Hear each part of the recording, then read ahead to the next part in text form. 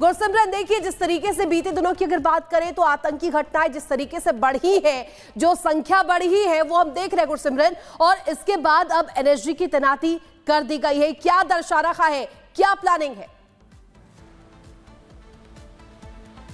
देखिए ये बिल्कुल साफ है कि कहीं ना कहीं जम्मू संभाग में जिस तरह से आतंकी घटनाएं बढ़ी हैं उसको लेकर केंद्रीय गृह मंत्रालय जो है वो काफ़ी चिंताजनक जो है स्थिति बनी हुई है और इसी कारण बड़े निर्णय अब लिए जा रहे हैं। एनएसजी की डिप्लॉयमेंट जम्मू संभाग में करना ये आपस में दर्शाता है कि कहीं ना कहीं केंद्रीय गृह मंत्रालय इस बात से बखूबी वाकिफ है कि अब स्पेशल फोर्सेज की आवश्यकता जो है न सिर्फ बाहरी इलाकों में बल्कि जम्मू संभाग के जम्मू शहर में भी है। और यही कारण है कि एनएसजी की टीमों ने सबसे पहले आते ही सभी जो महत्वपूर्ण प्रतिष्ठान थे, चाहे वो सिविल महत्वपूर्ण प्रतिष्ठान हो या फिर सुरक्षा बलों के महत्वपूर्ण प्रतिष्ठान हो, सभी का जो है सिक्योरिटी ऑडिट किया है। यानी कि अगर कभी भी जरूरत पड़े तो यहां ऑपरेशंस को किस तरह से अंजाम दिया जा सकता है, क्योंकि एनएसजी जो है वो जम्मू कश्मीर के बाहर से आती है। एनएसजी को लगातार जो है ऑपरेशन से फेमिलराइज करवाया जा रहा है। इसकी जिम्मेवारी जो है वो स्पेशल ऑपरेशंस ग्रुप जम्मू को सौंपी गई है। एसओजी जम्मू की क़यादत में जो है ये ऑपरेशंस को अंजाम देगी। नेशनल सिक्योरिटी गार्ड जहां भी जरूरत पड़ेगी वहां पर एनएसजी और एसओजी जो है वो इकट्ठे ऑपरेट करेंगे। लेकिन आतंकवाद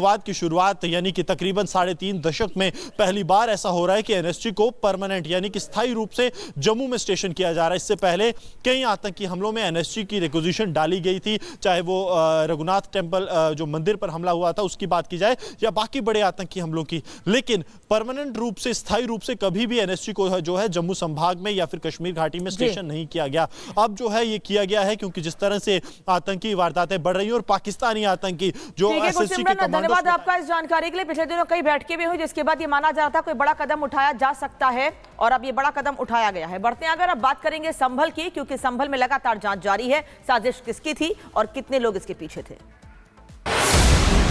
कुल 27 लोगों की अभी तक है वो गिरफ्तारी हुई है। उनको आइडेंटिफाई कर लिया गया है। जल्द ही जो है पुलिस द्वारा उनकी धरपकड़ की जाएगी।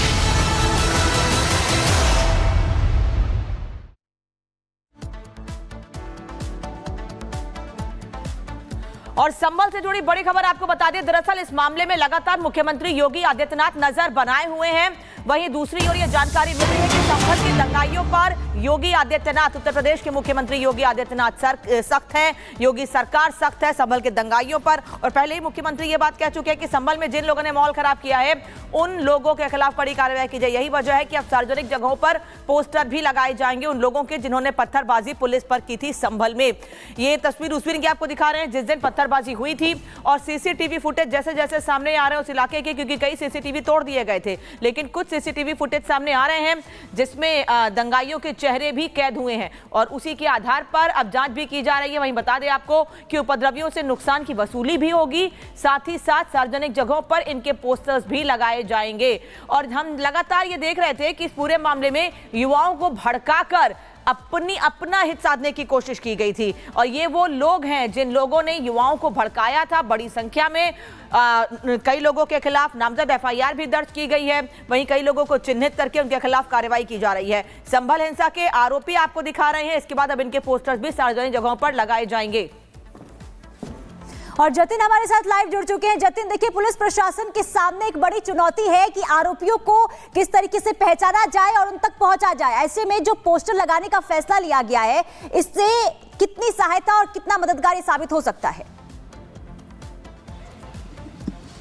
आज बिल्कुल देखिए, ये जो पोस्टर लगाने का फैसला, इससे दो बड़ी चीजें होंगी। एक, लोग जो दंगाइयों थे उनकी पहचान करके पुलिस को सूचना दे सकते हैं और दूसरी सबसे बड़ी बात कि लोग डरेंगे कि अगर इस तरीके से वो किसी दंगे में शामिल होते हैं तो सार्वजनिक तौर पर उनकी जो फोटो है वो चस्पा कर दी जाएगी। और कहीं ना कहीं फोटो लगाने के पीछे लोगों को डराना या यूं कहे कि कार्रवाई कराने की मंशा सरकार की बिल्कुल तरीके से सामने आएगी। दूसरी सबसे बड़ी बात कि फोटो तो सार्वजनिक जगहों पर दंगाइयों के चस्पा किए ही जाएंगे, लेकिन जो दंगों से नुकसान हुआ, सार्वजनिक संपत्तियों को नुकसान हुआ, लोगों के घर, उनकी गाड़ियों को तोड़ा गया, कहीं ना कहीं उसकी वसूली करने की भी बात योगी सरकार कर रही है। और इसकी वसूली जो की जाएगी वो दंगाइयों से ही की जाएगी। तो सबसे बड़ा मकसद ये है कि एक मैसेज जो है वो दंगाइयों के पास पहुंचे कि अगर आप इस तरीके की घटना या वारदात को अंजाम देते हैं तो आपके साथ कुछ इसी तरीके का परिणाम होगा, सजा के तौर पर वसूली भी आपसे ही कराई जाएगी। इसको लेकर आपको याद होगा कि कुछ समय पहले अध्यादेश भी जो यूपी विधानसभा उसमें पास कर दिया गया था कि दंगाइयों से ही जाएगी, नुकसान की वसूली की जाएगी। लेकिन अब सार्वजनिक जगहों पर इन दंगाइयों की जो फोटो है वो चस्पा की जाएगी, जिससे ये साफ तौर पर पुलिस को भी मदद पहुंचेगी और जो लोग पुलिस की मदद करना चाहते हैं वो इन दंगाइयों की पहचान करके पुलिस को जानकारी भी दे दे। अपने दर्शकों को अपडेट भी दे देते हैं कि अभी तक 75 लोगों की पहचान पुलिस उन वीडियो के आधार पर करने की बिल्कुल, और जिस तरीके से आप बता रहे हैं, तमाम जानकारी आप ग्राउंड से दे रहे हैं, बहुत शुक्रिया आपका तमाम जानकारी के लिए। बढ़ेंगे आगे। संभल को हिंसा की आग में जलाने वालों पर कानून का शिकंजा कसता जा रहा है। हिंसा के दौरान आगजनी और तोड़फोड़ कर संपत्ति का नुकसान जिन्होंने किया उनसे अब वसूली की जाएगी, इसकी तैयारी की जा रही है। पुलिस ने आगजनी करने वालों की पहचान का काम भी शुरू कर दिया है, जिससे उन्हें कानून का सबक सिखाया जा सके। रिपोर्ट आपको दिखाते हैं कि किस तरीके से यहां पर ताबड़तोड़ एक्शन जारी है।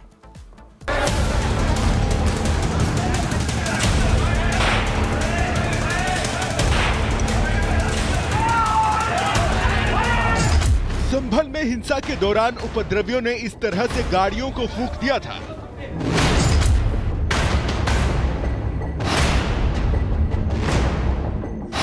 हंगामा बवाल के दौरान पुलिस प्रशासन की जो भी गाड़ियां पत्थरबाजों के हाथ लगी, उन्हें पहले तोड़ा गया और फिर उन्हें आग के हवाले कर दिया गया।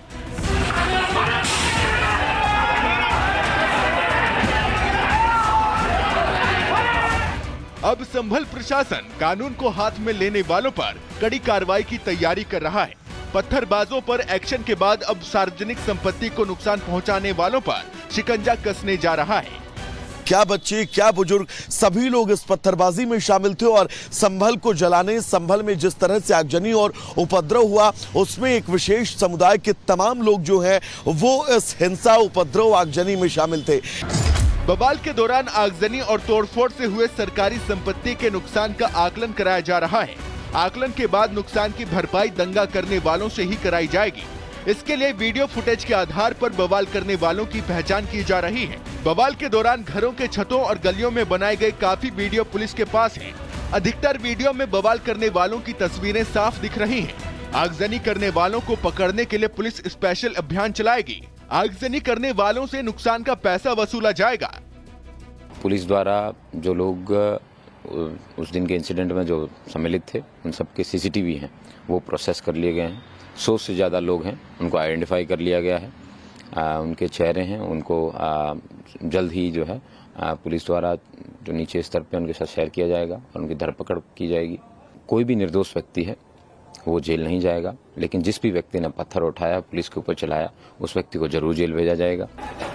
आपको बता दें कि रविवार सुबह मस्जिद के सर्वे को लेकर संभल में हिंसा भड़क उठी थी। सर्वे रोकने के लिए हजारों लोगों ने दंगा शुरू कर दिया था। पुलिस प्रशासन पर न सिर्फ पथराव किया गया, बल्कि चुन-चुन कर पुलिस वालों और प्रशासन की सरकारी गाड़ियों में आग भी लगाई गई। दंगाइयों ने सार्वजनिक संपत्ति को भी नुकसान पहुंचाया। पुलिस इस मामले में न सिर्फ हिंसा करने वालों को चुन-चुन कर गिरफ्तार कर रही है, बल्कि 2 दर्जन से ज्यादा दंगाइयों को भी पकड़ा जा चुका है, जबकि फरार आरोपियों की धरपकड़ के लिए छापेमारी की जा रही है। Bureau report, Republic Bharat.